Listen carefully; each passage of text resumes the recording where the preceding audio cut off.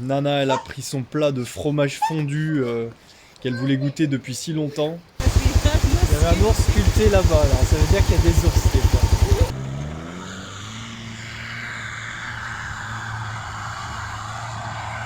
Et en tombant la roue, ils se sont rendus compte qu'il y avait un jeu énorme au niveau du pivot, le même que celui quand on est arrivé à Mersin avant qu'on fasse changer.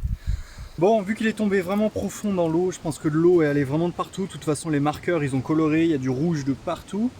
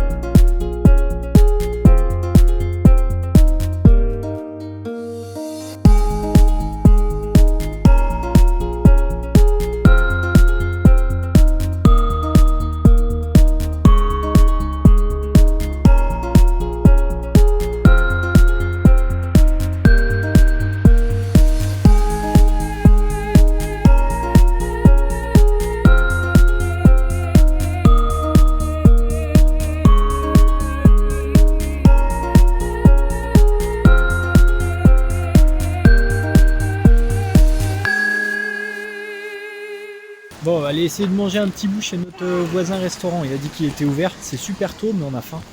Donc on n'a pas mangé à midi. Ça sent trop bon. On a pu goûter le reiki turc. C'était très bon.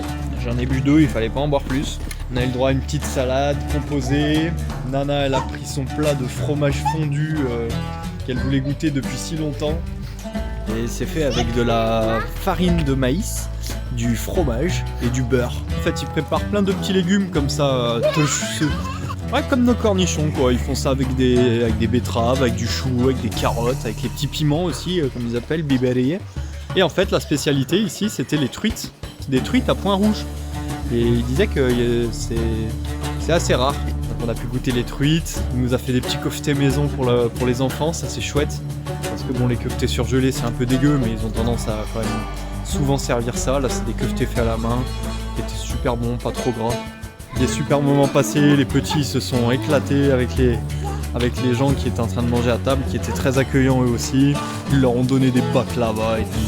Le monsieur qui faisait le service, il avait passé toute sa vie à Istanbul et il venait juste d'arriver dans la région là, alors il disait que ça le changeait, mais que c'était une belle mentalité aussi. Ça change hein, parce qu'ici, ils avaient la bouteille de Reiki sur la table les gars, et je vais te dire qu'il y avait 1 litre de Reiki, ils ont tout tombé, hein. Je sais pas si c'était la première. Punaise, ils ont fait des repas.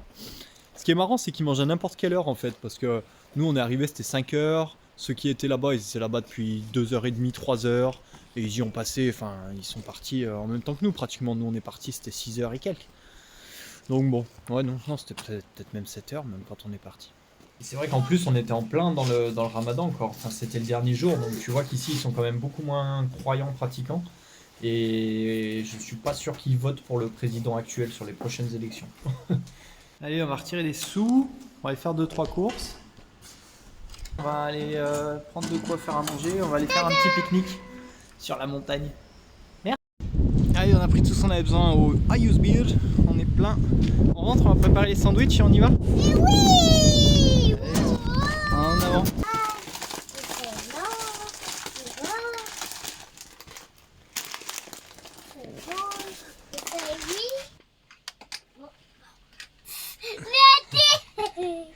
Qu'est-ce que tu prépares? On va manger. Goûte-le. Il y avait de la pression dans la mayonnaise. En l'ouvrant, ouais, ça lui a pété à la tête. Bichette. Ouais, partout, on va s'essuyer. Ready? Go! Ok, ça s'annonce 20 km de piste pour arriver au petit refuge là-haut. Et on suit une rivière, c'est trop beau. Là pour la piste?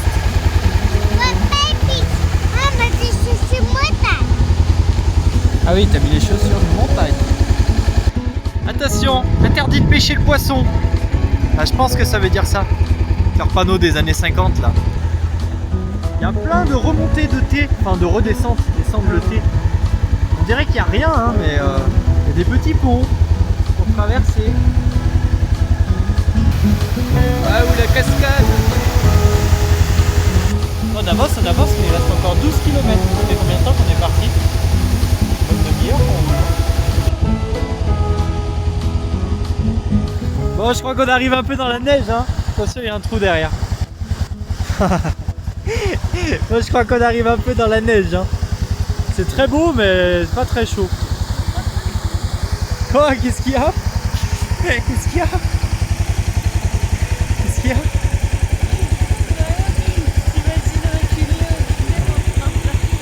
Ah, c'est vrai que je reculais un peu, c'est un peu vide quand même derrière. J'avoue. Enfin, toi, tu peux rigoler, hein. T'as cru que là-bas le caillou c'était un ours. Non, on disait qu'on est dans la région des ours. Alors peut-être on va voir un ours.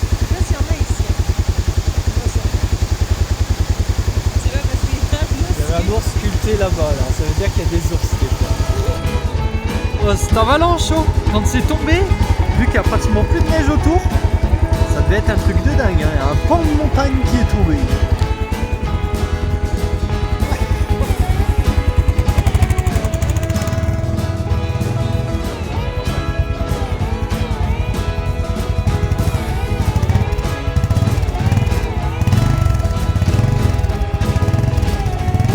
Dans le vide. Hein. On aurait dû emmener une pelle. Attends, un petit chien. Papa, il a toujours des bonnes idées comme ça. Et si on montait à la montagne? Où on en est? Bah on en est que comme au Mont Nemrut, hein, 4 km avant d'arriver. Trop de neige. Et on n'a pas de pneus neige, ouais. Ouais, on a fait plus de 20 km et à 4 km de la fin, ben raté. C'est pas grave, on va faire un petit feu, on va manger sur notre petit sommet ici, sur un petit plateau. Oh, bah ouais, c'est comme ça, hein. Il est long l'hiver ici, hein. On est au mois de mai, mais... Ouais. Et ouais. Ouais, c'est un petit pique-nique qui fait. Le pique-nique de la mort qui tue. Mais à tomber des gouttes, alors on anticipe au cas où. On a pris une bâche. Nous on va faire des pique-niques dans la neige. Un petit pleut, tout va bien.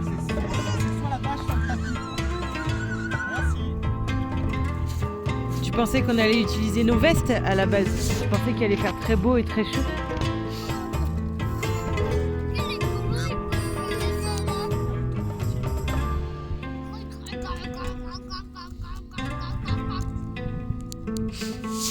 Si les garçons, on a préparé les sandwichs. C'est bon mon chat? Un petit banc? Laissez-nous là 24 heures et il y a une maison.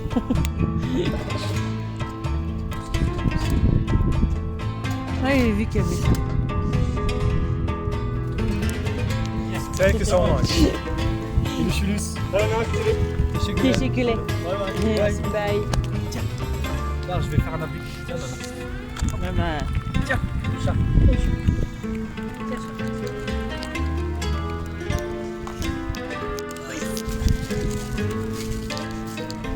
Il pleut.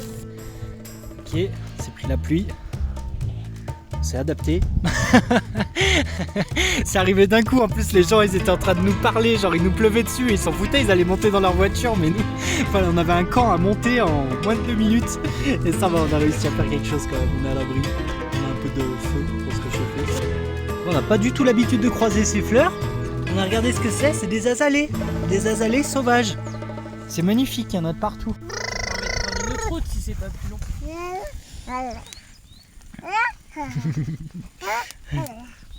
Sacrée sortie pique-nique, hein. Ah, papa il aime bien les sorties comme ça. Ouais. C'est des sorties routes. Ouais, c'est sûr qu'ils s'ennuient pas entre aller chercher le bois, se rouler dans la gadoue. Non mais c'est cool. Bah oui, c'est cool. Je veux petit Sanina.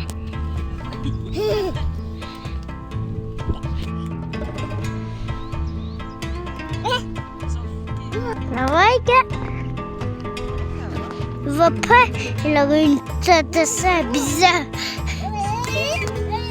Ouais.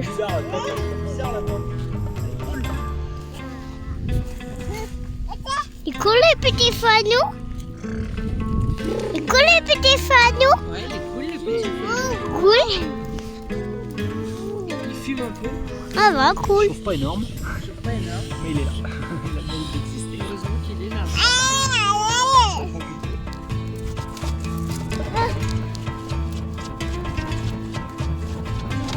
Ah oui, on sent la chaleur. Il faudrait que tu le fasses tout le temps. Attention. Il y a pas de cible.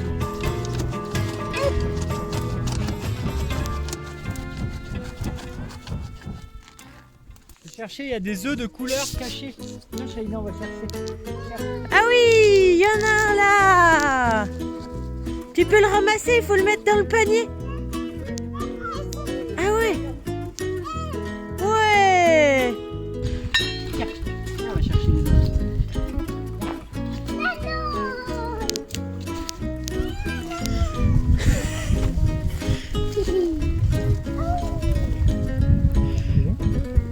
Ouais. Wow, trop bien. Mais tu les as presque tous trouvés là. Oh, c'est bon, on a tout trouvé. On a trouvé tous les œufs. Oh, t'as trouvé ça toi? Il y a des trucs dedans. Bah oui, t'as raison. Viens, on va voir à l'abri là-bas. Viens, voir la cabane. On regarde dedans.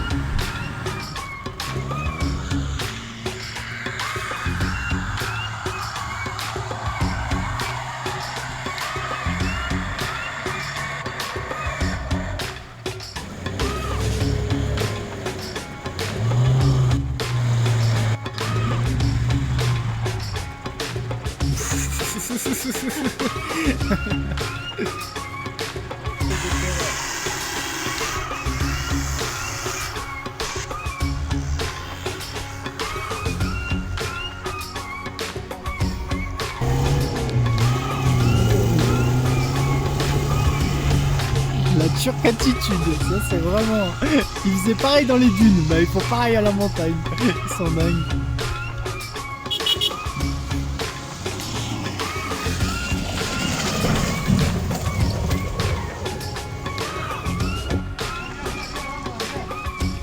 Bon, ils ont quand même réussi à casser un truc. C'était obligatoire, hein, de toute façon. On doit avoir un 4x4, quand tu fais n'importe quoi comme ça, forcément tu casses des trucs. Hein. Bon, bah on aura bientôt plus de bois. Hein. On n'a pas le choix. On va rentrer un moment. Ça s'est arrêté pendant 10 minutes. Ah, le temps de regarder les Turcs faire du 4x4. Après cette dure balade, un petit chocolat chaud. Oui, parce qu'on a fini par rentrer quand même. Mais on a eu très froid. Enfin, plus quand même. on a réussi à rentrer sans la pluie. Pendant que les gars là-haut des 4x4, ils étaient en train de réparer tout ce qu'ils avaient cassé en 10 minutes. Et les enfants ils se sont endormis en rentrant, on s'en doutait. Du coup on avait prévu les porte-bébés, pour Mani surtout. Et du coup, là, petit chocolat chaud pour se réchauffer. On a fait un feu aussi. Ce qui est quand même fou, c'est qu'on n'aura pas chauffé de quasi tout l'hiver. Et que là, ça fait depuis... on est parti de Mersin en janvier, février. Et qu'en fait, on chauffe hyper souvent alors que ça devrait plus être le cas. Bon, je suis allée chercher une serviette pour Alex. Il était en train de filmer au drone. Et je crois qu'il y a eu un problème, je sais pas trop. On le voit revenir. Je pense qu'il a dû plonger dans la rivière.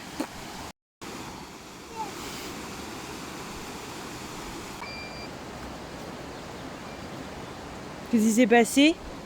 Bah, c'est moi, je sais pas. fait le con, il y a une toute petite branche que j'ai pas vue. Ça a touché les hélices. Et franchement, ça aurait pu juste taper l'hélice et continuer, mais ça a dû le perturber de prendre un truc, il a fait n'importe quoi. C'est écrasé dans l'eau. Je vais l'ouvrir, je vais le sécher. Le problème, c'est la batterie. Je parle, la batterie, elle a mis. Ouais.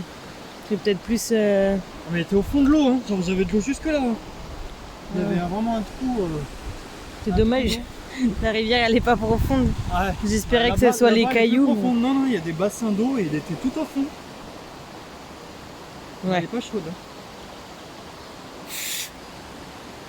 Ah, j'ai acheté un gros sac de riz alors on est censé aller.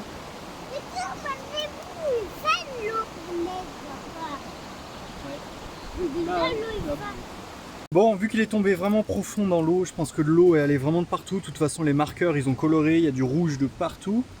Donc ce que je vais faire, c'est que là, on a de la chance. Déjà, aujourd'hui, on a du soleil. Je vais essayer de démonter un maximum, tout sécher. Et on a de la chance que ce soit pas de l'eau salée. Donc je pense qu'en nettoyant bien et en séchant bien, on ne devrait pas avoir trop de problèmes. J'espère.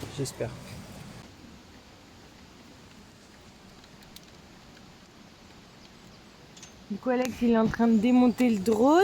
Ah, je suis dans l'ombre. On va essayer de le mettre dans du riz, qu'il se remette de sa chute. Alors, on va d'abord bien le sécher. Sécher, peut-être souffler même. Soit déjà sec à l'œil quoi. Et après on mettra dans le riz vraiment pour l'humidité quoi. Aïe, je suis pas une vis. Ça avance pas trop mal le démontage. Nana elle a trouvé des petits pochons où on peut noter le nom des vis. Parce qu'il y en a énormément, elles sont toutes différentes. Être sûr de pouvoir bien remonter. Allez courage, on y est presque. Ok, c'est bouclé. C'est complètement désossé. J'ai ouvert absolument tous les circuits imprimés, déconnecté toutes les cosses, tout ce qui pouvait vraiment pouvoir garder de l'eau en fait. La petite caméra, il y avait évidemment de la buée qui s'était mis là sur l'objectif. Du coup en sortant le capteur, ça a aéré, ça a séché. Je vais pas sortir les lentilles en elles-mêmes, il n'y a pas d'intérêt parce que là ça prend l'air.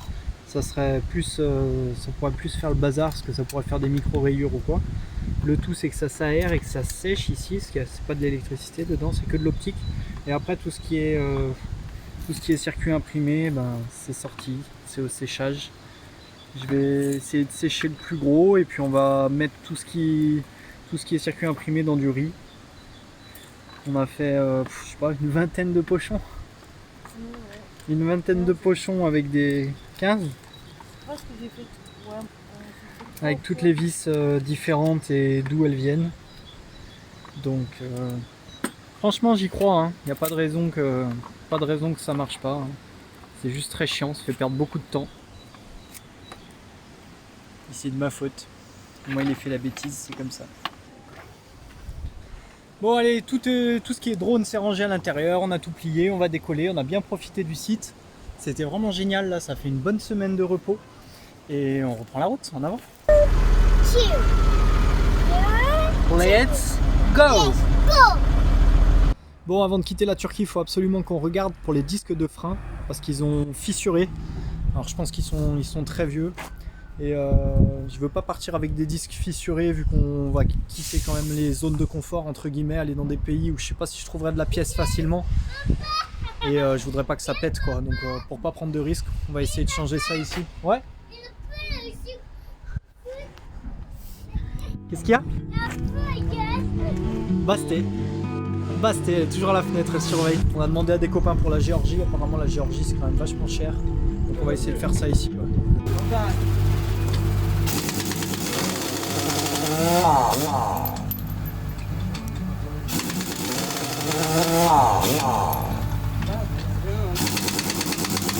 Bon, on était parti juste pour checker les disques. Et en tombant la roue, ils se sont rendus compte qu'il y avait un jeu énorme au niveau du pivot, le même que celui quand on est arrivé à Mersin avant qu'on fasse changer. Alors je suis un peu dégoûté, on n'avait pas payé cher c'est sûr, mais le but c'était quand même d'avoir moins de jeux. Là c'est le même jeu que franchement ce qu'on avait avant, donc ça fout les boules. Et Après c'était pas une pièce d'origine qu'il avait montée, c'était une adaptation.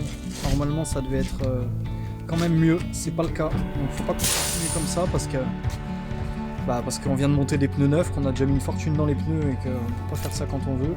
Si on a fait ça, c'est un investissement pour du long terme, donc si jamais les pivots ça rebouffe tout le pneu, et puis c'est hyper dangereux. Donc bon, c'est reparti pour s'occuper de ça à nouveau.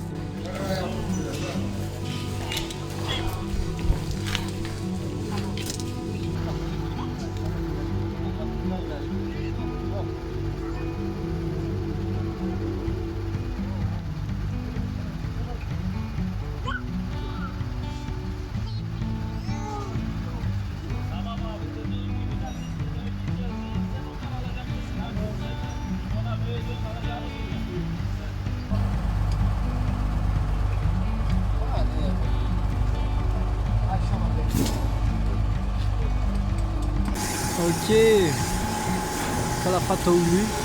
Ceux qui se sont occupés de nous, des vrais petits chefs, ils ont tout remis en état. Ils ont fait le taf proprement, je pense pas qu'ils prennent trop cher, on va voir. C'est cool.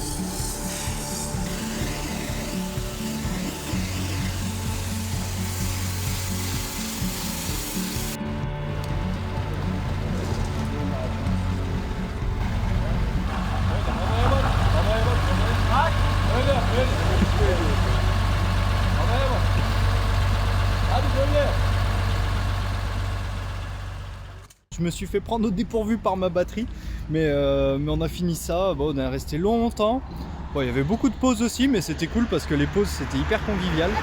Et super. Au final, ils ont pris 50 € et ils m'ont vraiment pour ce prix-là, ils nous ont vraiment corrigé. Suivez la ligne bleue, là on roule. Ils nous ont vraiment corrigé les jeux des deux côtés ce coup-ci, et impeccable quoi. C'est vrai que j'ai pas pensé à réessayer parce qu'en fait j'ai fait confiance au mécano, à Mersin. Mais et puis quand j'ai changé la roue, à aucun moment je me suis dit qu'il pouvait y avoir un problème puisque pour moi c'était neuf. Mais bon, c'est comme ça. Là au moins il m'a fait retester et tout, donc j'ai vu par moi-même qu'il y a vraiment zéro jeu, il n'y a rien qui bouge, c'est impeccable des deux côtés et ça fait vraiment du bien. Chouette. Bon, on y allait pour des disques et au final on a fait ça. Mais c'est la magie de la vie, c'est comme ça, c'est... T'as un tic, t'as un truc qui t'emmène à un mécano, tu veux faire ci, mais non en fait ça va, tes disques ils sont encore bons, même si bon on est d'accord qu'en France ça passerait peut-être pas, mais lui il m'a dit que on pouvait encore faire des bornes et qu'on pouvait tenir notre année au Moyen-Orient, tout ça. Et du coup il s'est occupé de faire ça, et ça par contre c'est vraiment important parce que bon, on va éviter de perdre un essieu quand même, ce serait con. Mais bon, bouclé, impeccable, comme ça on est prêt à passer la frontière de Géorgie parce que ce qu'on a payé là, 50 €, on aurait peut-être payé 400 ou 500 € en Géorgie, donc bon, ça c'est fait, cool. On va finir de s'occuper des 2-3 papiers pour passer la frontière et puis on va la passer sous quelques jours là.